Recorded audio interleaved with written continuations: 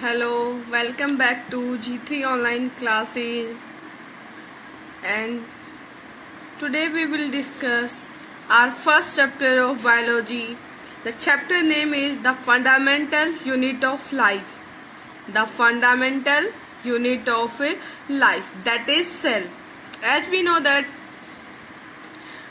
our body is made up of cells. So cell is the basic and fundamental unit of life. We will discuss how it acts as a fundamental unit and what is the role in our life and how it proceeds and how it works in our body and what kind of organelles is present inside the cell and what are their functions. Okay, so what is the living being made up of? This is the first question which arises in our mind. So we will find out the answer of this question. देखिए, our earth is inhabited by different kind of living organisms who looks very different each other. जैसे कि हम देखते हैं कि जो हमारी अर्थ है उसमें अलग अलग तरह के ऑर्गेनिजम्स रहते हैं और उनकी जो स्ट्रक्चर है, जो शेप है, वो भी क्या है, अलग अलग है. इनमें जो these living organisms are archaebacteria, eubacteria, protista, fungi, plants and animals. You will discuss about these animals in your further chapters. The bodies of living organisms are made up of microscopic units called cells. तो जितने भी living creatures हैं इस world के अंदर, वो सारे के सारे किससे मिलके बने हुए हैं? सेल से मिलके बने हुए हैं. वो एक सिंगल सेल भी हो सकती है और वो एक से ज्यादा सेल भी हो सकती है. The cell has same central position in biology as the atom in the physical science. जिस तरह से हम फिजिकल साइंस में एटम के बारे में देखते हैं कि atom is the smallest unit of matter, उसी प्रकार से जो हमारी सेल है वो लिविंग बीइंग, लिविंग क्रिएचर की क्या है? बेसिक एंड फंडामेंटल यूनिट है. The cell is the basic structural and functional unit of a living organisms. तो जो सेल की डेफिनेशन निकल के आती है वो क्या है बेटा? Cell is the basic structural functional unit of a living organisms. Present day cells share common fundamental properties. For instance, all cells employ DNA as their genetic material. देखिए भाई, हर एक सेल के पास क्या होगा? उसका खुद का जेनेटिक मटेरियल होगा. Are surrounded by plasma membrane. उसके चारों तरफ एक क्या रहेगी? मेम्ब्रेन रहेगी. उसको क्या बोलते हैं बेटा? Plasma membrane. And use the same basic mechanisms for energy metabolism. और एनर्जी के लिए मेटाबॉलिज्म क्या होता है? जिसमें हम एनर्जी को क्या करते हैं? क्रिएट करते हैं या उसको क्या करते हैं? हम यूज करते हैं. That is called a metabolism. On the other hand, present day cells have evolved a variety of different lifestyles. Many organisms such as bacteria, both archaebacteria and eubacteria. देखिए भाई, हर एक cell में क्या है? उसका जो काम करने का तरीका है वो क्या हो सकता है? अलग अलग हो सकता है. जैसे हम बैक्टीरिया की बात करें तो बैक्टीरिया दो तरह के हैं भाई, आर्की बैक्टीरिया और eubacteria. In your higher classes you will also able to know about archaebacteria and eubacteria. Protozoa yeast consist of single cells. देखिए भाई, मैंने पहले भी बात की थी कि हर एक ऑर्गेनिज्म क्या है? वो एक या एक से ज्यादा सेल से मिलके बना हुआ है. The organisms which are having single cell that are called unicellular. Uni means single या one, carrying one cell is called unicellular organisms that are capable of independent self replication. क्यों? वो क्या कर सकते हैं भाई? रेप्लिकेट कर सकते हैं. You will also discuss able to know about replication in your higher classes. More common organisms, more complex organisms called multicellular organisms are composed of collection of cells that function in a coordinated manner with different cells specialized to perform particular task. देखिए भी, जैसे हम देखते हैं कि अगर कोई singular cell है उसमें क्या होती है? एक ही सेल क्या करती है? सारे काम करती है. जबकि जो मल्टी सेलुलर होते हैं उसमें जो सेल्स होती है क्या होती है? स्पेशलाइज होती है और हर एक सेल का क्या होता है? एक स्पेशल फंक्शन होता है बॉडी के अंदर. देखिए भाई, जो हमारी ह्यूमन बॉडी है उसमें क्या है? तकरीबन 2000 different kinds of cells is specialise for such distinctive function as memory.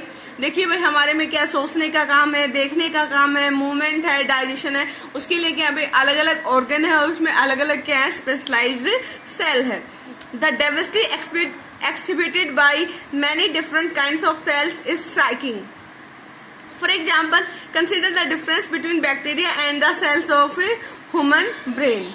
All the cells, whether they exist as one-celled organism, unicellular organism, or as a part of multicellular organisms, are capable of carrying out certain basic functions such as nutrition, respiration, growth, reproduction. देखिए हर एक cell क्या करती है, nutrition, respiration करती है, growth करती है और रिप्रोडक्शन करती है।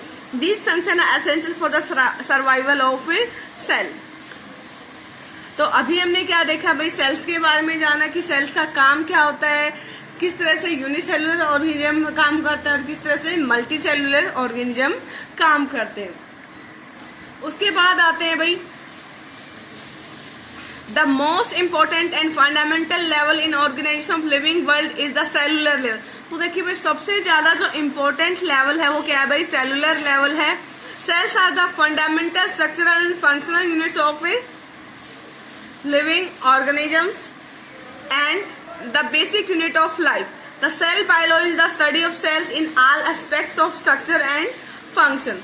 तो देखिए भाई जिस तरह से अगर हम सेल के बारे में पढ़ते हैं, उसके बारे में जानकारी इकट्ठा करते हैं, उस स्टडी को क्या बोलते हैं भाई, सेल बायोलॉजी।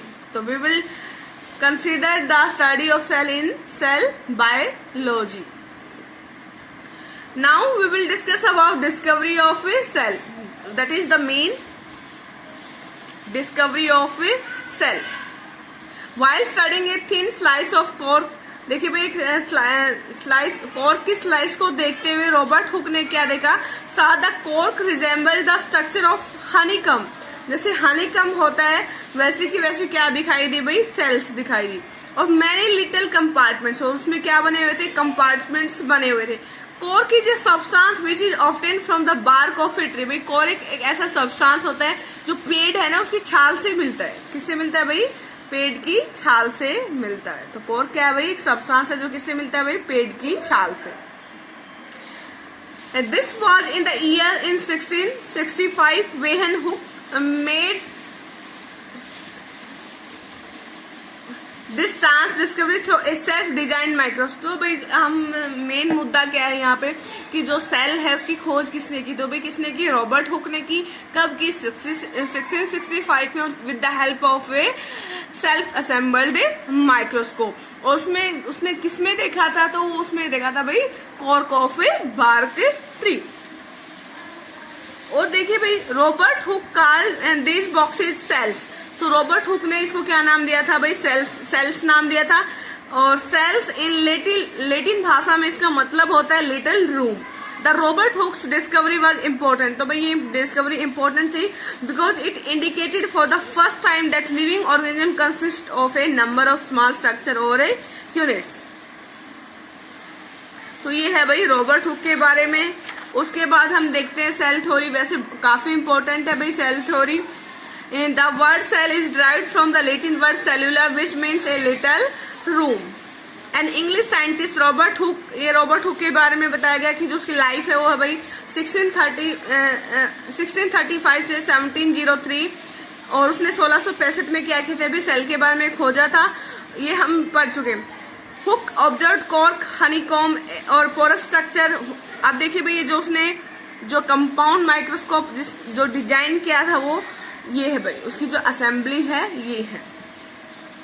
और यहाँ पे उसको उसकी स्ट्रक्चर दिखाई गई है। मैं इसको थोड़ा सा छोटा कर देती हूँ। Now you can see this little compartment seen by Robert Hooke in this compound microscope. अब बात करेंगे भाई एंटन वॉन लीवनहुक। ये इम्पोर्टेंट है भाई। और देखिए भाई इसमें ये ज्यादा डिटेल में दिया गया है कि जो इसकी जो बुक थी माइक्रोग्राफिया, उसमें इसने इसको क्या किया था, एक्सप्लेन किया था। एंटन von लीवनहुक, a Dutch microscopist, made an improved microscope and using this microscope he discovered the free living cells. तो उसने जो लिविंग सेल किसने देखी थी भाई, वो एंटन वॉन लीवनहुक था। In the pond water for the first time in 1674। और he discuss sperm and identify the sperm cells of humans, dogs, rabbit, frog, fish. मतलब इसने बहुत सारे जो ऑर्गेनिजम्स हैं उनकी क्या देखी भाई, स्पर्म सेल्स को देखा। अब बात करेंगे भाई रॉबर्ट हुक है, यही भी सेल थ्योरी कैसे कैसे प्रोसीड हुई, इसके बारे में हम थोड़ा सा डिटेल में जान लेते हैं। However, Hooke had only seen the thickened walls of the cells, not the substance contained within। भाई हुक ने सिर्फ क्या देखे थे, खाली कंपार्टमेंट्स देखे थे, उसके अंदर क्या है he was not able to know। अब बात आती है भाई 1831 में, in 1831 A Scottish botanist Robert brown है भाई, इसने क्या डिस्कवर किया था, न्यूक्लियस को किया था, और किसमें किया था, प्लांट सेल में। उसके बाद भाई J.E. परकिंजे, उसने क्या देखा था भाई, ये एक एनिमल फिजियोलॉजिस्ट है। इन 1839 गेव द टर्म प्रोटोप्लाज्म, इसने क्या नाम दिया था भाई, इसको प्रोटोप्लाज्म नाम दिया था, for the living fluid substance present inside the cell. देखिए भाई सबसे पहले सेल को किसने खोजा, रॉबर्ट हुक ने। लिविंग सेल किसने देखी, एंटोन वॉन लीeuwenhoek ने। न्यूक्लियस के बारे में किसने बताया, रॉबर्ट ब्राउन ने। और प्रोटोप्लाज्म के बारे में किसने बताया भाई, परकिंजे ने। और उसके बाद आता है हैकल, Ernest हैकल। Established that the nucleus was responsible for storing and transmitting hereditary characters। तो हैकल ने बताया था भाई transfer of information is controlled by nucleus.